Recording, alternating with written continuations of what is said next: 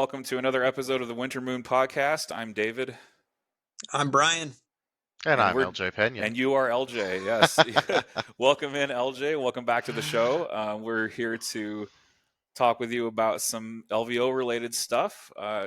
There's been some developments with LVO lately that you'd like to keep the community informed about, and so hopefully we'll be able to talk in depth about that on the show. And we also have discussions about a CIS list that we're going to diagnose. A listener submitted a list to us, and we're going to diagnose their list and talk about some issues, maybe some things they could maybe consider to do different.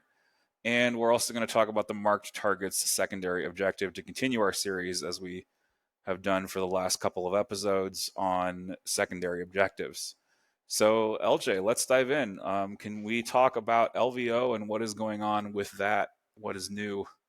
Yes, we with it? can. Yeah. As listeners out there may or may not know, we are slowly working our way towards LVO Part 2, Electric Boogaloo, as we jokingly called it. We did have a Las Vegas Open a couple months ago in January. It was a great event. We had 180 players signed up between the GT and the LVOIS champs, which was amazing.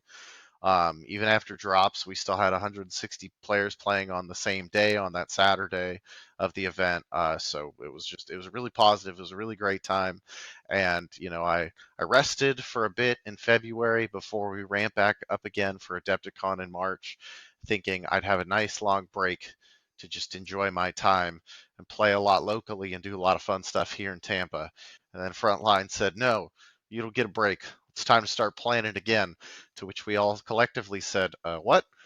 And that's because they moved locations for their flagship event, the Las Vegas Open, and changed it to the World Market Center and an October timeframe, and decided that instead of waiting until next October and having a year and 8 months between events, that they would just host two LVOs in a year.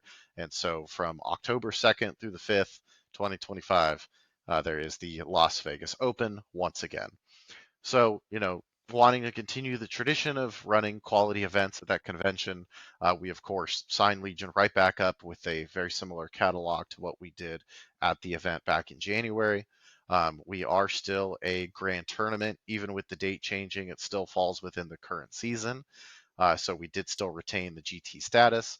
And then we are running another LVOIS championship and also doing another doubles event. So very similar to what we offered back in January.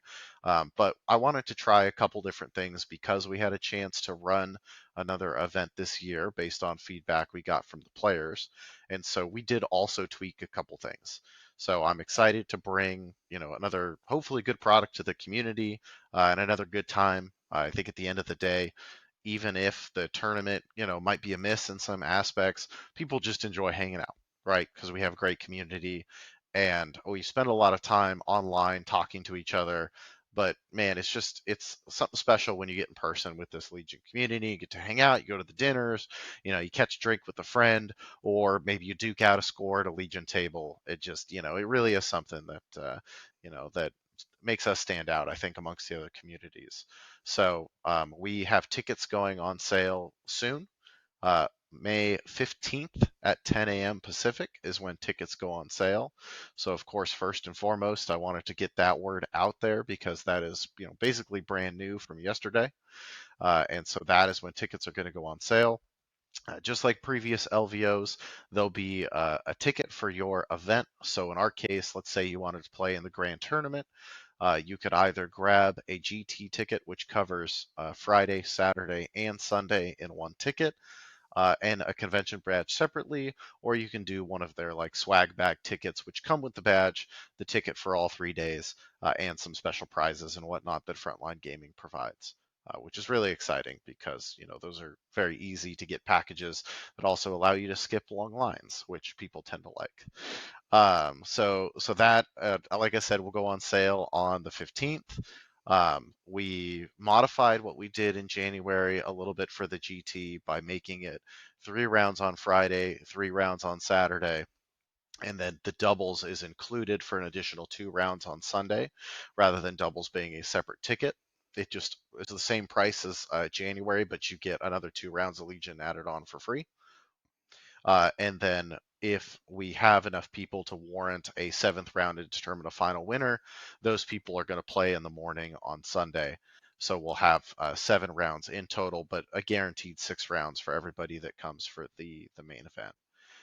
And then just like last January, we'll have an LVOIS championship. That is going to be 4 rounds on Saturday and 2 rounds on Sunday. A 3rd round if we need it based on attendance, but it'll probably be around the same 64 player size than it was last time. And one of the things we got a lot from players was that like they felt like getting out at 10 o'clock was too late, and that didn't give them enough times to do things and hang out with people. And that was part of the reason why we decided to cut things down to 3 rounds a day. Now, you might be thinking back a couple seconds ago and be like, well, wait a sec, you just said 4 rounds in a day, so how are you getting enough time to go see people and do things? That's because the LVOIS Champs is running off chess clocks. So we've had them at the LVO before, usually featured in our top cut, whether it be a top 8 or it was a top 4 this last year. But we decided that because we have the chance to do another LVO and run essentially like a concentrated test, that we could try it at this next event for the entire field. So in our event packets, which are already live and pinned in the Legion Discord, you can check out the full schedule. And what I noticed as an organizer, which is really what allowed me to kind of push us over the edge on doing full chess clocks, was that by cutting 5 minutes off the schedule in between rounds and using a 65-minute timer on chess clocks, I cut 2 hours off the schedule for the day. And so instead of being done at 10 p.m., you're done at 8 p.m., which is a lot more manageable in terms of still being able to hang out a little bit and enjoy what Vegas has to offer. So that's going to That's awesome. be so the 65 minutes per side, right? So Yep, that's help me with my math 130. here. 130 minutes. All Yeah, right, so 2 hours and 10 minutes. yep. And so we were doing the 75-minute per clock at this last LVO, and we had actually done it at LVOs before. And it's a long-standing rule set that was developed in Invader League, and we've now used in real life for a couple of years. But after using it a couple of times, and it's a small amount of data, but using that data as our basis, we realized that, out of the games that were played on chess clocks at this last LVO, they had 25 minutes left, 45 minutes left, and an hour left. So the games that were being played on clocks all fit within that time schedule. Now, the schedule is built in a way to where we could give players a little bit of time back if we needed to, if we felt that the 65 minutes was too short. But again, because we get this kind of chance to experiment, the players have been asking for it, people really want to, be owners of that time and take that time back. We figure, hey, we're going to test at these numbers. We feel confident that they're going to work, but we have a system in place to kind of give players some time back if they decide that, they need that time. So you've built into the schedule some flexibility, is what I'm Yes, hearing. and And that's kind of always been a feature of LVO schedules. The we purposely put in a 15-minute buffer to score new round and repair, which scoring the round is done during the round as you finish your games, and that was something you used to have to do with like TTO and Game Uplink, but now is just kind of auto included in Longshanks. But we kept it in there as a buffer, and the repairing again also tends to be it gets quicker the longer the day goes on because your slowdowns are usually always in the early part of the day.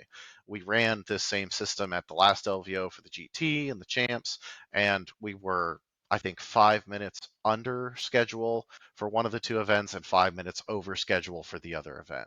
So it helps give you kind of an organic buffer where you can use that time at your discretion as a TO, where if you notice people are lagging in between game 3 and 4, let's say, you just give them 5 extra minutes back to help find their table and get their next game started because they've been playing Legion for 10 hours. Of course, they're going to be moving a little slow. So that kind of buffer time that we've just kind of natively built in the schedule, like I said, we cut 5 minutes off it, but there's still almost 40 minutes built into the schedule that is not being used, basically, that we can then give back to the players if we need to, or we can just be done slightly earlier, whatever ends up working out best. it makes a lot of sense to me. But yeah, Absolutely. so that's kind of our big change, I would say. Ooh, thanks Emily for my water. Is the addition of the chess clocks to the entire field is kind of, I would say, the biggest change, but also the round structure for the GT doing 4 rounds on Friday and 3 rounds on Saturday wasn't as well received as I would have liked it to be. It's constantly a give and take between people wanting more Legion and people wanting to enjoy the event space. But at the end of the day, like we do these events for the community because the community loves the game, and if the community doesn't see it as a community event, if they only see it as a game event or a competitive event, it loses some of the luster that I think attracts people to go to the LVO. You know, the GT and the champs tends to be the hook a lot that will grab a person or two, and you'll have like, hey, I got my invite to the champs. Okay, cool. Now my two friends came with me and played in the GT because they wanted to support me and go with me on this adventure.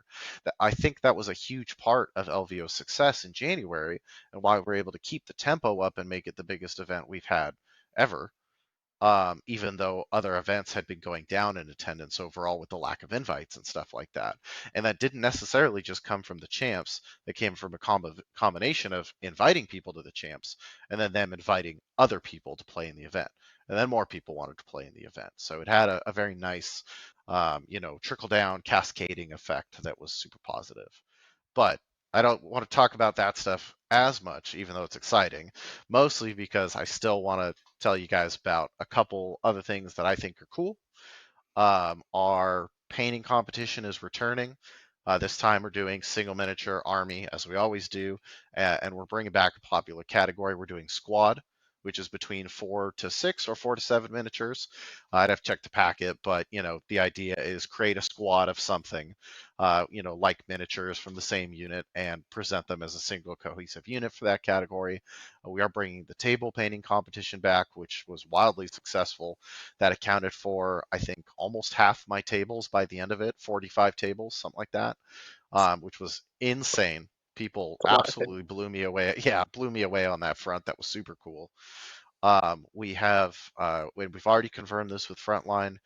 Everybody that attends either the GT or the Champs gets 6 LVO themed territory markers, which was a big thing that people had asked for that we were missing from the last event.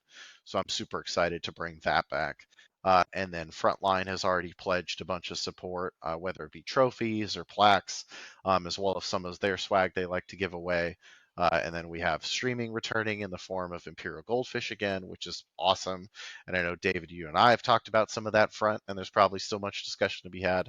And then Jerry's Game Shop is returning to provide support for the LVOIS champs, and because it's a GT, AMG provides prizes for the GT. So lots of good returning and new stuff that I'm really excited about.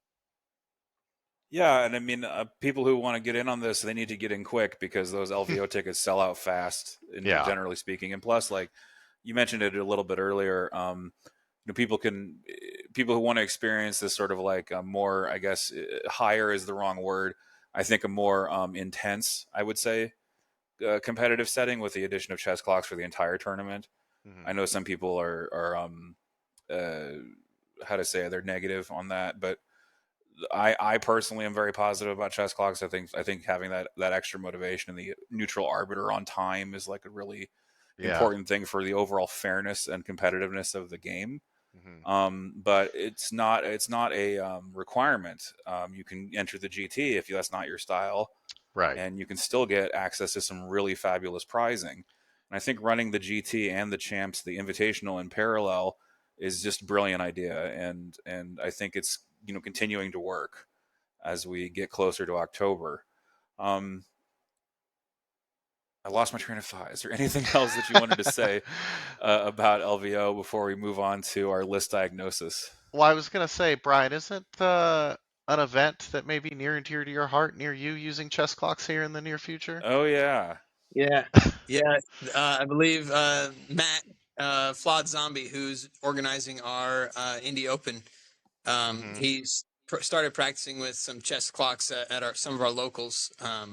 Where most recently the local that we did, he had the first round he had no chess clocks, and then the rounds after that, all the undefeated tables would use chess clocks.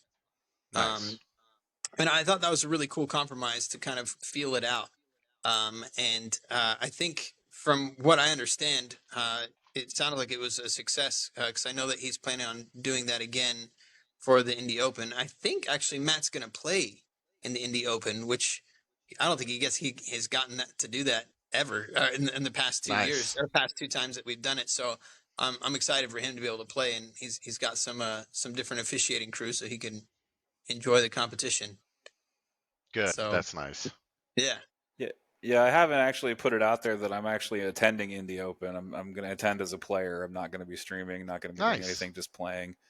And I haven't been practicing as much as I ought. It's already May. You got to Um, watch this guy, Brian. He keeps winning our locals. I know. He tells me about it, and I'm like, "Dang, Dave's taking the things to take people to town." yeah. I mean, I need more practice. I really do if I want to win higher than a local. Hey, this Because I this think is what, the 2020 North American or 2019 North American champion you're yes, talking to my here? form yes Right? the former back when that was a thing. Yes, I'm the 2019 North American champion. That's Continental. correct. Continental. Yes, I still have the wooden black die from the old OP. I have it in a display Oh, yeah, cabinet the one you could alongside kill a my man with. yeah, and the hunk of a dude. I'll tell you a quick story. So I was cleaning my trophy case. Okay, and you know how they gave out for the first, like, they called them rally point qualifiers. They gave out those huge Yes. like chunks of acrylic. Hmm. That thing fell and like put a gash in my shin, dude. Like Oh that was so no! nasty because it's a sharp corner. This thing, it's a hunk of acrylic. It's at least an inch thick, you know, and Yeah. it's so it's a weapon. It's you can really Jeez. hurt somebody with that corner. But yeah, those yeah. So I need to I don't know. I used to be more competitive back then than I am now. I don't know what happened. I think the game maybe got more complicated. But you know, yeah, I'm eager to prep for Indy, and you know, I'm eager. I'm going to be staying with Brian, so you know, Nice. we're gonna make it work, and you know, I'll either get my butt kicked or kick some butt. Either way, it'll be It's a gonna be great awesome time. either way. Yeah, either way, it'll be a great time, and I don't know if I'm going to bring droids. I don't know, man. Aquas are just overplayed right now. They're just so good, especially Aqua's a link targeting array, and I talked a little bit about this last episode. How in my Invader League list I dropped like Asaja's 3-pip for Kalani, Mm. and for Kalani's 3-pip because I felt the the reinforcements move. That's the word I'm looking for. The reinforcements move was more important for the Aquas, but Revelation and secret tech, I might be dropping Dooku. Believe it or What? not, Oh. What? I know I might be dropping Dooku. It's kind of scary, but Ooh. I'm starting to get real annoyed at these MSU lists, man. These multiple small unit lists. I'm starting to get really annoyed, and it's like I want what they've got, but I don't want to give up my power pieces. Right? Right? So I you know, You Feel got to be you go that. ahead, careful Brian. though. The chess clocks hurt those kinds of lists. That's true. They That's do. true.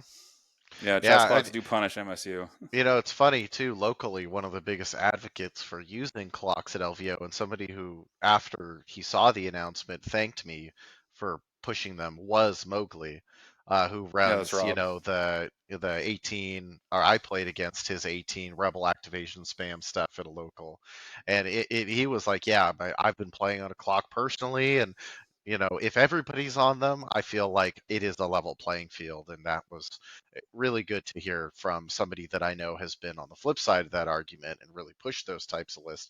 I mean, he's been doing that hard to the paint since December, Yeah, November Yeah. time frame. It's been 6 months he's been pushing that, yeah, he top and Ford so Crucible with it yeah, so I back a couple years ago. I know he knows what's up there, and you know it'll be, like I said, it'll be interesting to do a larger test, but we're not necessarily the first ones to do a large scale test either, because the French use chess clocks for their big event. It was either last year or the year before now, because years are a meaningless concept. And I mean that was for over 100-player event that they used it at. So it's not, it's not a new concept. It's not a new concept to Legion, and it's not a new concept to our corner of the LVO. Um, and while originally I was floating the idea of doing it 40K style, where everybody's on a 2.5 hour round plus 15-minute overtime, but if one player requests a clock, both players use a clock, and then you set it to 75 minutes, which fits in the 2.5 hour time frame. But again, just the more that I played with it, the more I looked at that schedule, I thought to myself, oh, they could just stay for just a little bit longer, but get in a whole fourth round. Yeah, I think I'm going to do that one. So Yeah. I'm really interested to see how like our personal large scale test goes. If you hear this discussion and you're interested in trying Legion on a chess clock, you can either go to the LVIS website, look at our suggested event guidelines, and find the optional chess clock rules there, or you can get a hold of the LVO packet, which also has a link to those same rules, and you can start practicing now. Or even if you're not going to the LVO and you want to try it out, or you just want to improve your pace of play because you feel like, oh, I'm not consistently getting to a satisfying end of my games. I want to learn how to play a little bit faster, and you kind of want to see what rules are out there. These are not things that we're hiding. They're things that you can practice and you can play with now. So that way, when you show up to the event, ideally, it's not your first time using them. And so we wanted to make sure that was available as soon as possible, which, 5 months before the event, that's enough time for you to get a little bit of practice in with the clock. So, And we'll make sure to link the packet and other resources in the video description and in the Substack article when we publish this too, yeah, so people can who are listening can just reference it right away yep, and the, not have to the, like remember a URL or anything like that. well, and I honestly, like, I always try to push packets out there as far out as they can get because it's always somebody's first time TOing an event. And they can, like, please steal the information and way we write our packets, the schedule, the specifically like the timings of the schedule. Take all of those things and use them for your own events. That's what they're there for. Same thing with the doubles rules that are now in the GT packet. Same thing for how we do the champs and those types of tournaments. It is all there to be used by you, and you should use those things. So, I appreciate that inclusion too, because just to kind of round out this discussion, that's one of the other reasons why I love running and attending larger events, is because you get that exposure to other things outside of your local group, outside of your local meta, sometimes even outside of your country, depending on who attends. And it can really be an eye-opening experience that, feels like you're learning from some large top-down system, but really what it is it's bottom-up things that have circulated and are now making their way back down to your community. And it's really fun to see that flow of information and see how, we do something over there at Vegas, and how the, Texas group likes to run its large events, the indie groups like to run its large events, people on the, above me on the East Coast like to run their large events, and just continue circulating that information and continue to make the community, the great place it is to play. I All really right. like the idea of four rounds. I mean, I'm one of those guys that, like, if I'm going to a Legion event, I want to play Legion, right? I do love the social aspect of it as well. And so I love that you're kind of marrying those two views. Like, you're able to play more rounds, but you're also able to get done soon enough that you can have some social plans in the evening. And I think that's great as a competitor and as a social bug. Both those things sound wonderful to me. Yeah. Well, gosh, that totally skipped over it too. The part of the other reason why we really wanted Friday for the GT to be 3 rounds instead of four is because Friday, for your ticket, if you're playing in the champs, Friday is scrambles, where as soon as 8 people show up to the check-in table, you just get 4 tables and you get a time slot to play. Basically a 3 round mini tournament with the other 7 people who are in your pod. So that's designed for the people that play in the champs to be able to get in a couple last minute games before the big event, make sure they have all their stuff and they're actually ready to play in a big event, which we all know happens to us. Very But important. also, if you're the kind of guy that maybe you want to leave Friday morning and just kind of saunter into the con and check it out, you can also go attend a social event on Friday before your event starts on Saturday. So I totally skipped over that, and I forgot. That's the other part of the champs ticket is you also get the scrambles event on Friday, which we had about 30 people playing last time, which was amazing. And it was cool because it was like one side was like, oh, who's the Arizona community going to play against, and another group was like, oh, these people are playing an 8-round mini tournament that's on Longshanks that people can see, and then yeah, it'll give you that ability to do the social event in the afternoon, even if you're playing in the champs event. So I appreciate that last second reminder because I almost skipped over that entirely. Well, All right. LJ, we love hearing that, and thank you so much for that preview of LVO. Mhm. Is it 12 now that's coming up? Yes, I'm trying to remember because I know it's on the Yeah, territory markers. It should be 12, but I don't have it in front of me right now, and I probably should just put the picture of the markers in the packet. But they don't want to call it 2025 because they're avoiding the confusion with the one that was held in January. right, So yeah, this is the 12th. I just checked. This is the 12th iteration of the LVO. This is our sixth time running it, I want to say, because we skipped a year for COVID, so right. um, it's it'll be nice to be back. It is stressful to have to do two in one year, especially after I helped with Adepticon last month or 2 months ago now. But Thank you, by the I way. think, hey, Yes. thank you. It was all about the players, man. I was just there to make a couple rules calls and have a nice time, and I had a great time. So yeah, no, it was great. I appreciate that.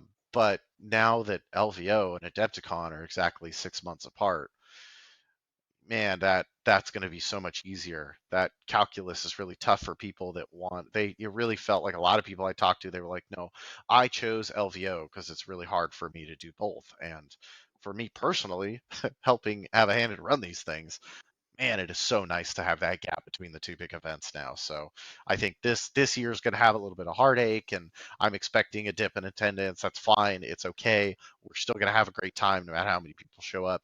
But LVO 2026, when we've had the full run of time and the full distance between Adepticon 2026, that's going to be really helpful, I think, for kind of the long-term competitive health of these communities.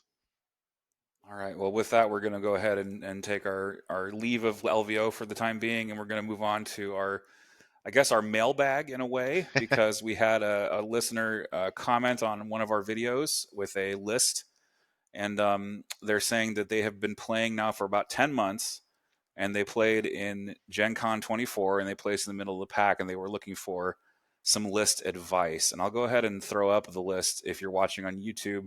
Also, throw a link to it if you're listening to the podcast on Substack, and I'll read it out briefly here. It's rather short. We've got Kraken. It's a CIS list. So we've got Kraken with improvised and ascension cable, which is a very interesting pick, which we'll talk about. A normal T series tactical droid. Maul with burst of speed, tenacity, and saber throw. Four B1s, two with radiation cannons and a T series, and one with an E60R and one naked. Two Magna Guard with electro whip.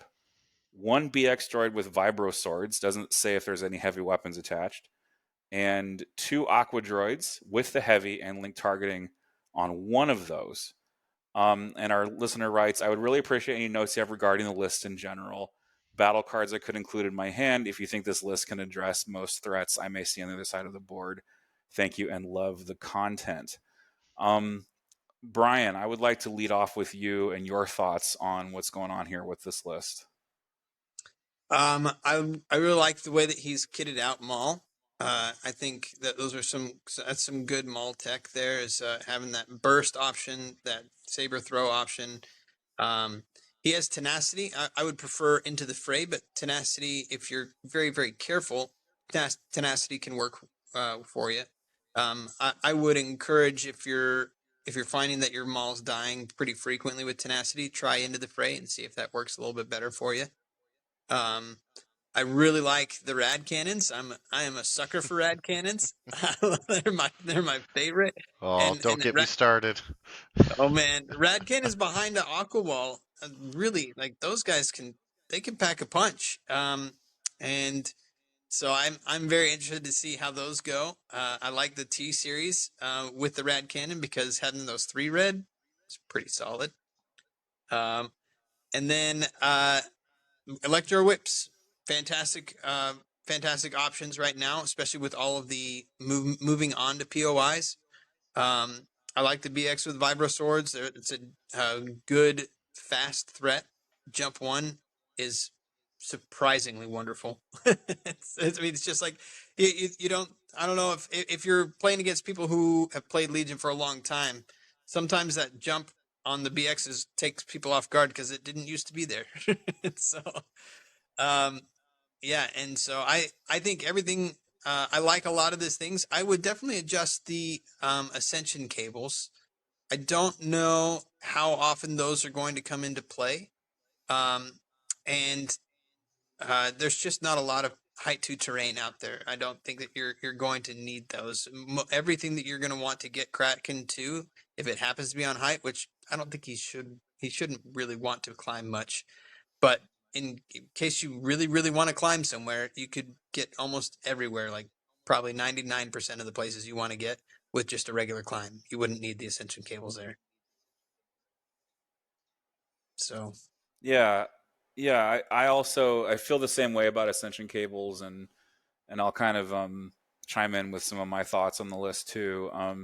So there's one like major issue and flaw that I see with this list, and that is there's a lot of order greedy pieces in this list, and so Maul is the centerpiece. He's kitted out with like burst and saber throw. If he like just had saber throw, then I wouldn't be as concerned because he's a little bit more timing neutral.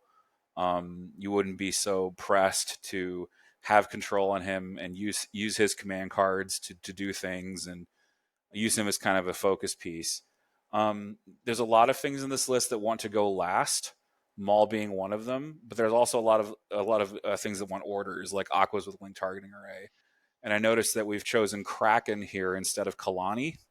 I understand why Kraken was chosen because it's like a lot of melee, right? Between Maul, two IG droids, or two a Magna Guard, and Kraken, you've got a ton of melee, right? And that's sort of good right now because a lot of times you're fighting over POI at close range. You have charge on 3 units as well to handle those melee threats. But I think neglecting order control is one of those things that can get a player in trouble, especially against like more experienced players who generally like build in the order control into their list and they control all the pieces all the time. I think every good competitive list has a plan every turn for either a command card or order control on its key pieces. So I personally would swap out Kraken for Kalani, and I would probably get a second link targeting array on the other Aqua if I could. And maybe I would remove one. I'd probably remove the BX with swords and try to replace it with something else. Um, I'd also probably remove the T series on the radiation gun B1s. My relationship with B1 heavy weapons is E5S or bust. That's kind of just my personal theory. Um, I spam a lot of E5S or I take nothing at all. I'm very like hot or cold on B1 weaponry. Um, I think that I just think that order control is really important for CIS. It's important for everyone, but for CIS, it's like one of the faction strengths, and like not having it in your list is problematic, even with a copy of improvised. I think I think with improvised, the goal is to um, get into a place where you've either ordered everything you need to order, or you've put orders on everything else, and you're going to improvise through your token stack to delay the strong pieces. So, like Maul, for example, you would improvise away from and use that improvised orders to delay Maul until the very last moment, or the last moment if your draw is good and you've calculated that you have like 2 tokens left in the bag, and you can always delay Maul later. Because once you've got 2 tokens left in your bag, you can always improvise away from the thing you don't want. It's 100% chance of working at that point.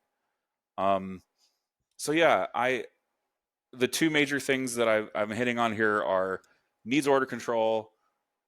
Not sure about the B1 upgrades. probably too many pieces that want to go last. Those are like my three big ones for just how I would diagnose the list and like maybe change it around, tweak it up. So I think what I'm going to do is I'm going to lean into what I think this person was going for. Because while you guys were giving your explanations and I was listening 100% intently, focused on every word, I also recreated the list on TTA so I could play around with it.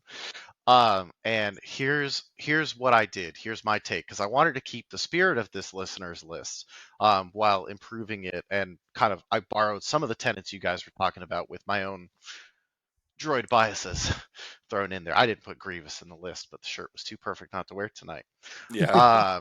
So Kalani's still at the top of the list. Kalani's in there with improvised orders. So we've still got that order control.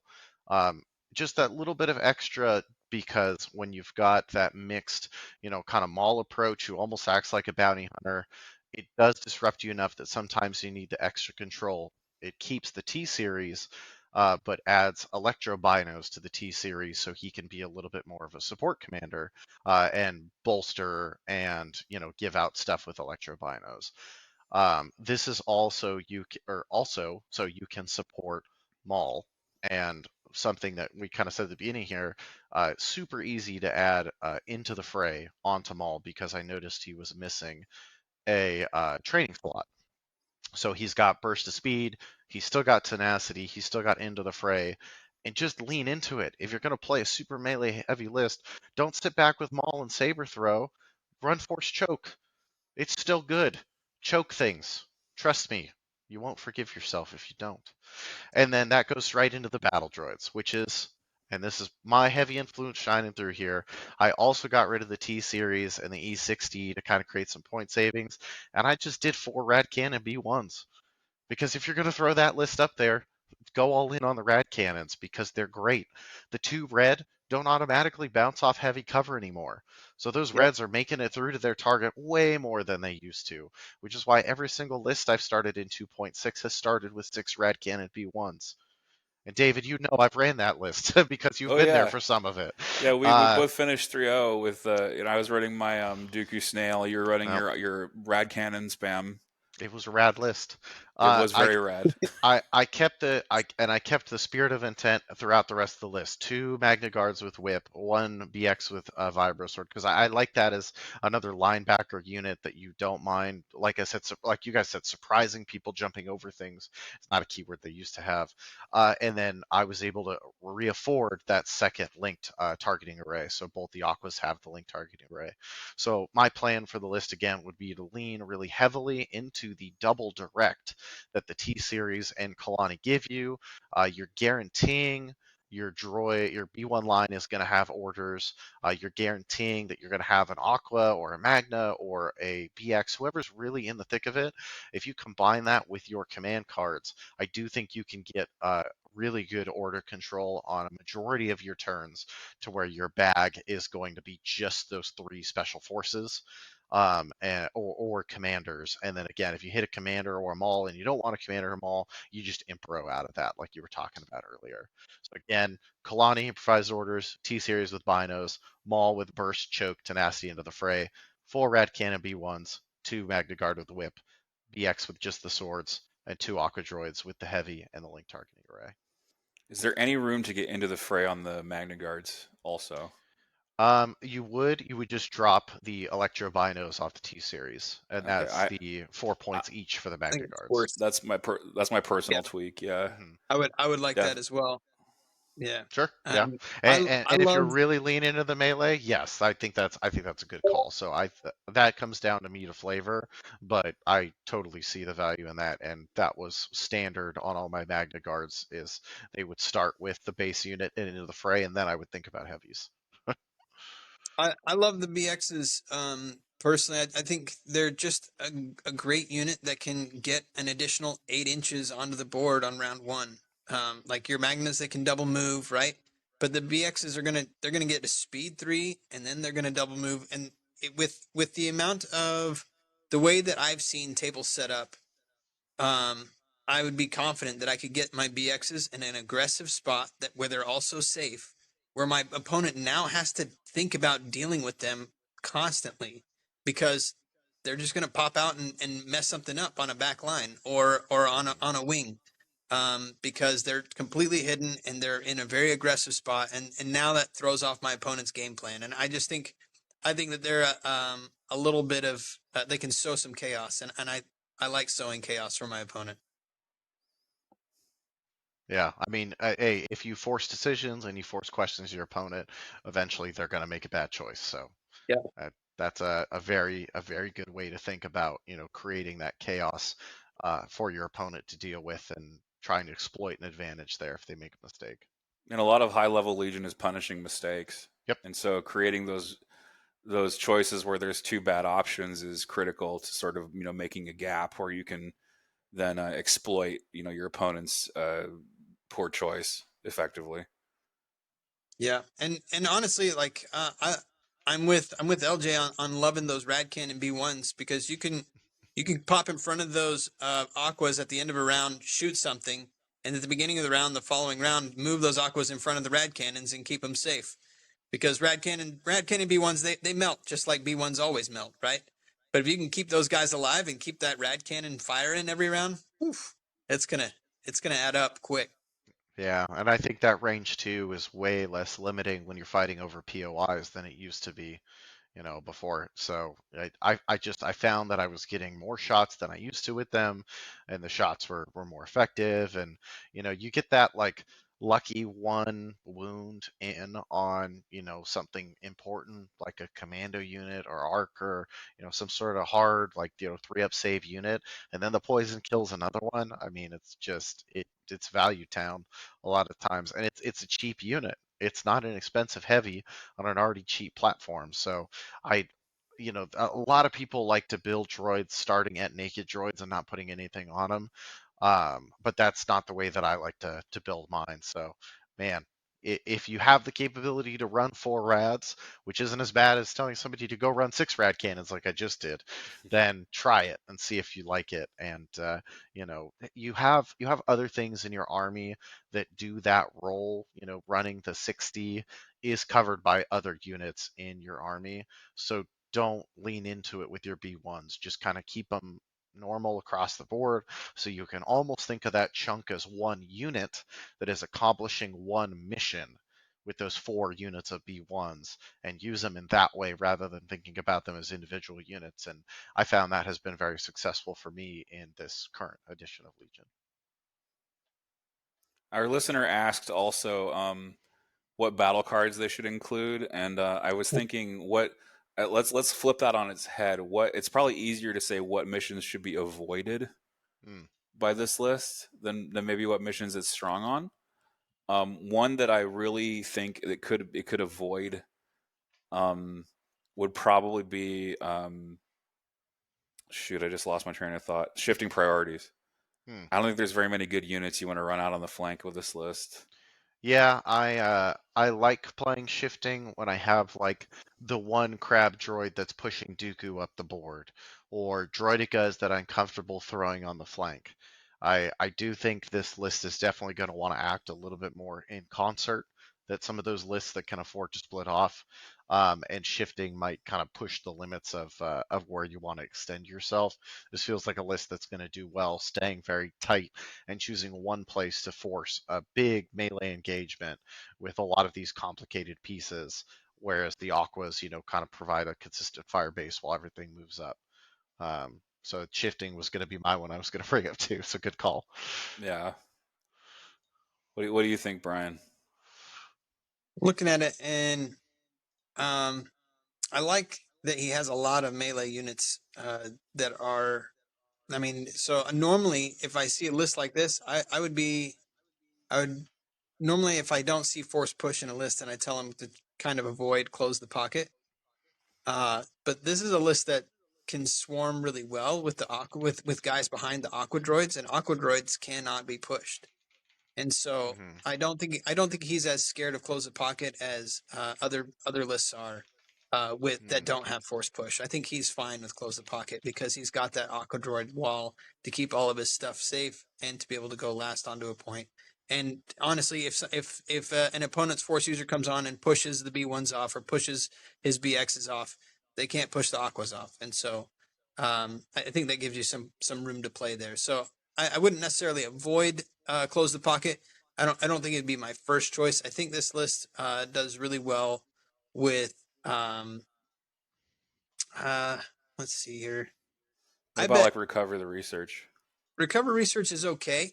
It Yeah. does want to stay pretty tight. I think you want to definitely swarm one side. See, I'm one of those people that when I bring a list that has 3 special forces, I kind of don't bring bunker assault because I know so many lists that like to bring it, and I could kind of fall into it, and I don't mind that necessarily.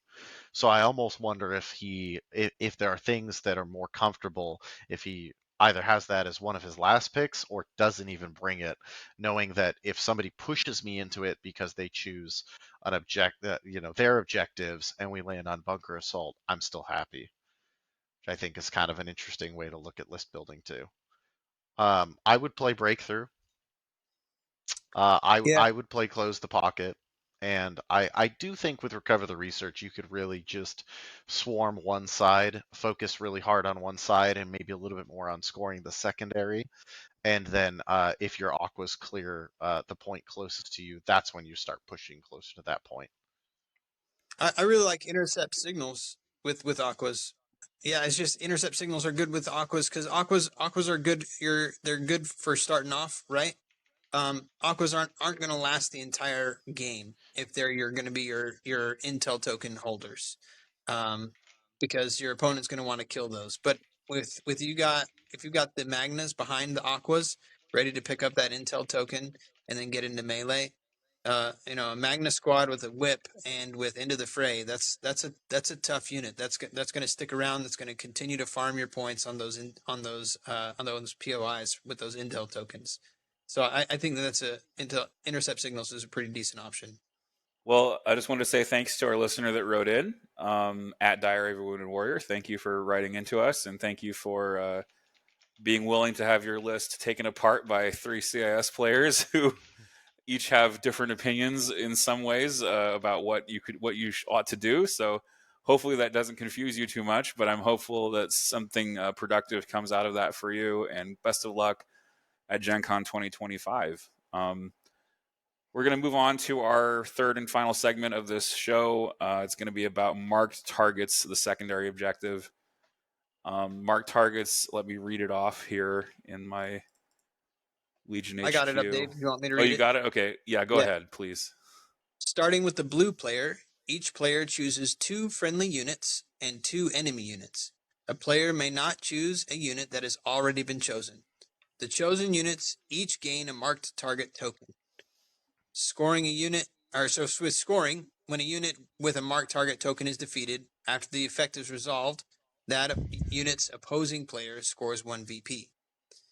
Now, so you would choose 2 of your own that you want to that you put down as your opponent to kill, and then you choose 2 of your opponent's units that you want to kill. You're like, okay, I think I can kill this guy, and I think I can kill this guy, or I don't want to see that guy very often. I'm going to put a marked target token on him so that my opponent's going to play a little bit more cautious with that guy.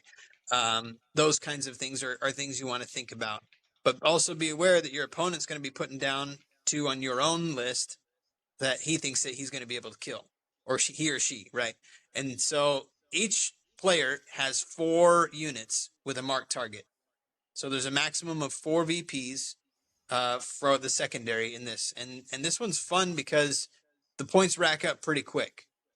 And so it's fun to be able to hunt down a unit that you know that you can get with a seeker, whatever that is, whether that be your Maul piece or your Asajj or your Op Luke. You got a piece that can go hunt something down, go hunt it down, and get that VP. And I think Mark Targets is a really fun one. It's a little bit harder for a white save faction, to be honest. Red save factions, I think, like this a little bit better because their guys stay alive a little bit longer. I was thinking about units that have high body count. So, for example, Ewok Slingers or Ewok Slinger Super Squads are a great defensive choice when you have to mark your own stuff. I like marked targets in my droid list, actually, because B1s are easy to hide in general.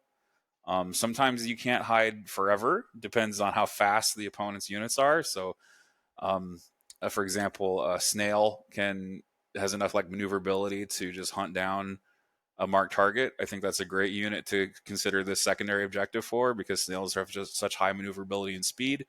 They can get to places where a lot of units can't go. Any sort of like you said, Brian, any sort of like fast hunter unit. So like either a bounty hunter, like say Din Djarin with a Beskar spear, or air speeders, land speeders, things that have this high maneuverability, high speed. Can get someplace to finish off, and it has to be a kill, full kill on an enemy unit to score the objective. So any of these pieces that can just roll up to your opponent and smack it down, that's generally going to be a good choice for this secondary. Um, Thoughts I on? Go ahead. Go ahead. bounty hunters love this one. They Yeah. Yeah, love this it's already because they what they can get want to do. Yeah. yep, Yep. double points. Double points. And I love this one on my land speeders with the unstable astromechs because I can deny my own land speeders when they get low by double tapping something and I just kill it and he doesn't get then my opponent won't get the point because mine thing will blow up by itself. Right. You can kill. You can sort of suicide your land speeder Yep. with those unstable astromech, or uh heck, what is it? Even units that can guardian. So like Chewie, for Yep. example, Hmm. can guardian himself past his wound threshold, and I guess guardian Yep. himself to death, as is appropriate to say. Um, Mm-hmm. but yeah, there's lots of ways to like manipulate the bounty slash mark target um, stipulation, because it has to be killed by an enemy to be scored. Yep. One thing that I want to note here also is that as the red player, you have a slight advantage because you get to see what the blue player marks first. Hmm. So you're able to you have a little bit more information than blue does with this secondary. So if you're red and your opponent draws it, leave it in, because you might get a slight informational advantage. Could be Now, worthwhile if you play it well. real quick, I was just rereading the card. I think what I was considering was actually sweep and clear. You can deny your stuff because your enemy Oh, sweep and clear does specify that you have to attack. Mark targets. I just reread the card. It does not specify that you have to attack. It says Yeah, when is a unit with defeated. a marked target is defeated. So that's oh, Yeah. never I was mind. wrong about Okay, that. So okay. yeah, Well, that's pretty cool. we'll note that, and we'll just say that yeah, defeating you just has to be defeated, and That's your all it opponent has gets to the do. point. It's not like bounty. It's not like sweep and clear. Okay. Yeah. Yeah, both. I think both of us were considering because sweep and clear specifies you have to be Yeah. it's where the controlling player makes an attack. Yeah. Okay. Right. Mark target just requires you to be defeated. Yep. Okay. That's an important but subtle um, difference. Yep. Yeah. So So really, it's about. Go ahead. what kind of units do you like to use for your marked targets? Like what kind of things do you think you can protect? You said B1s. Yeah. Oh, B1s, Ewok uh, Slinger squads. I've forced it on to the AAT, which just nobody has wanted to shoot at my AATs the last couple times I've run them. And it's like, okay, cool. I'm gonna mark these. You do your best, son. Yeah. That's been great for me. I think we were in the list we were just talking about. Maul is great for that. Again, that offensive pick where he's going to go. Not me put him on myself, but I'm going to go hunt things down with him. But I will say that I do like that you can also use it as an offensive tool to make somebody think twice about a unit that they're going to use in a certain capacity. So, like, if I know I'm playing against that more aggressive style Maul that's going to dive in and want to use all his tools, then obviously he's getting marked versus like maybe I don't necessarily worry about the defensive saber throw type Maul because clearly that one's going to play a little more slow and purposeful, and maybe I might not be able to take advantage of his Maul play in that way. So, yeah, I think for me, if I get a choice, I like putting them on the big tanks, and I also like putting them on the B1s.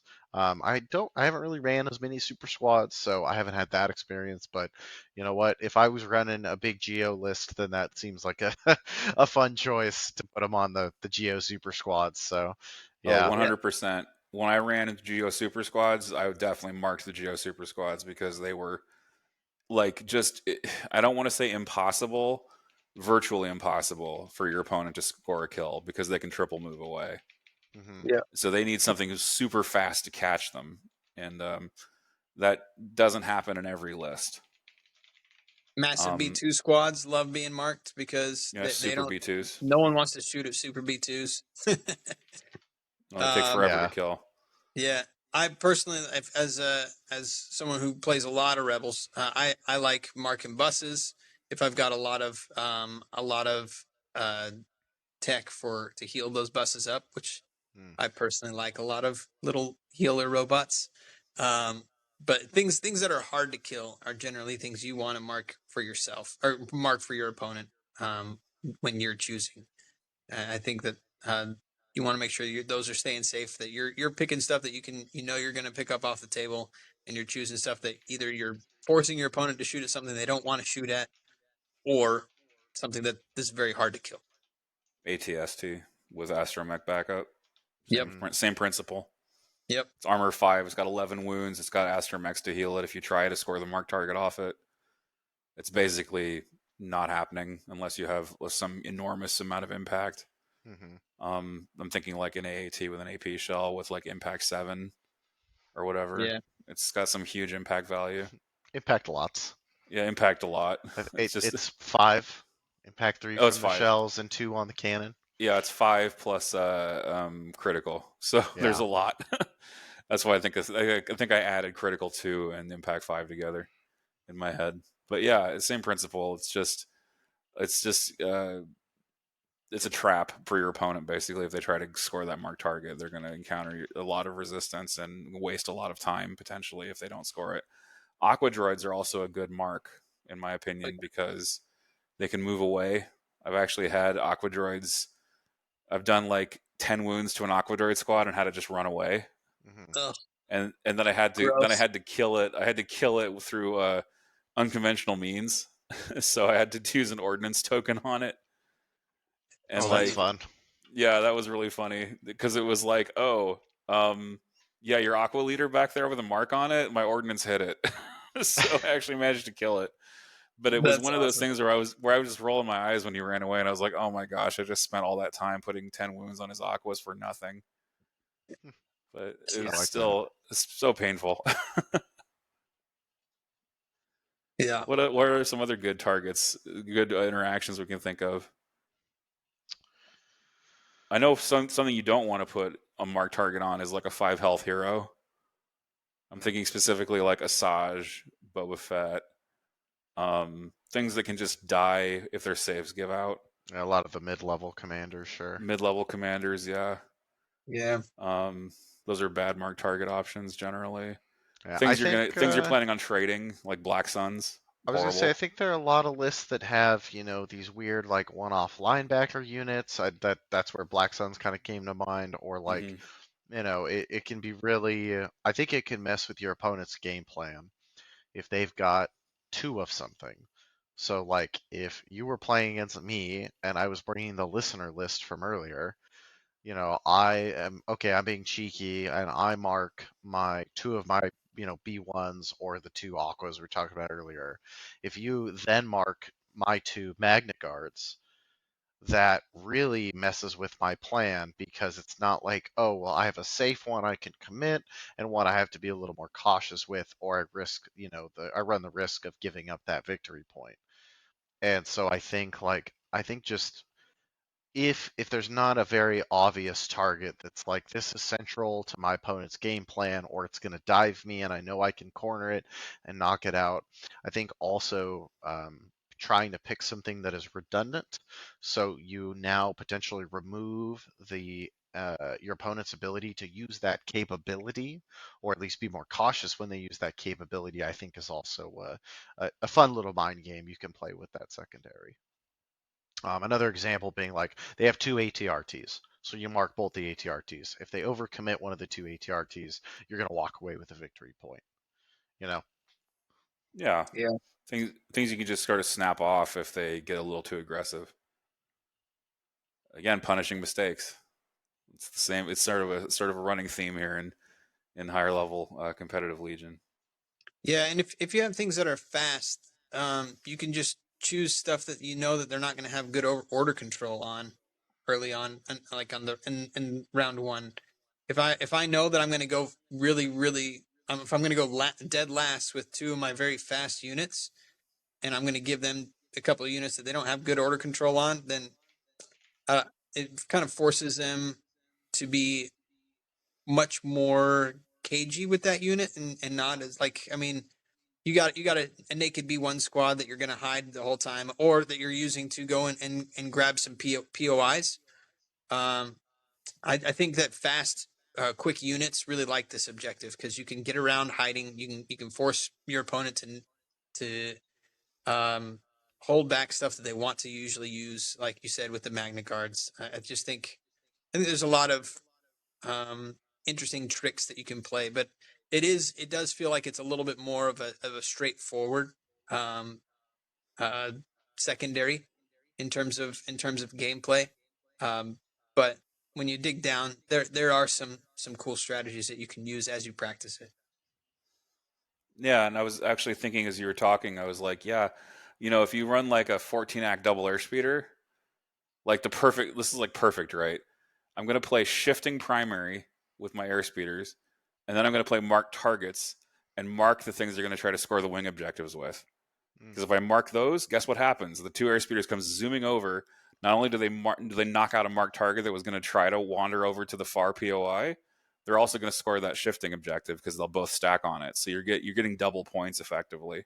Mm. So that's like a really good situation. Like just one example of like ways to coordinate your primary secondary choices.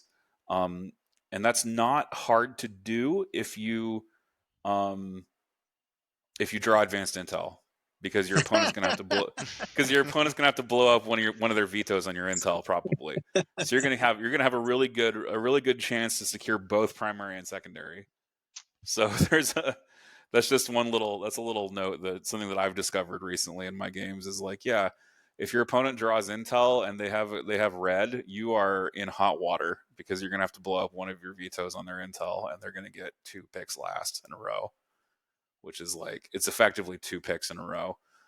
Mm. So they're either going to steal blue from you, or they're going to line up their primary secondary, and it's going to be an uphill battle. So something that maybe we deserves further study, but it's just something that I've observed in my games lately.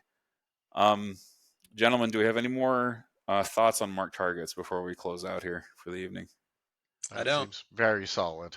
All right, awesome. So thanks again, LJ, for joining us. Again, LVO 12, October 2nd through the 5th, Las Vegas World Market Center. It's coming up May 15th. Tickets go on sale. Is it lvois.com for the invitational? So all of the LVO stuff is going to Mm-hmm. be on the Frontline Gaming website. Oh, yeah, frontlinegaming.org. Yes, and now Okay. if you would like to look at the standings, check out some of those rules I was talking about, or see the catalog of approved events, that's all on our spaces still, all on the LVOIS website. Frontline is just the ones that are going to handle selling the tickets, and then they turn that list of who's bought a ticket over to me, and I verify that against the list of invites that I sent out to people. Which, if you're one of those people that earned an invite, you've been listening to this the whole time, and you're wondering when the heck I'm going to send you your information, that is actually on the same day. That's also going to be on May 15th at around 10 a.m., maybe earlier, maybe later in the day. But you'll also get your email here in the near future with your exact link to buy the tickets, the passcode to buy your ticket, as well as your formal invitation to join us in October.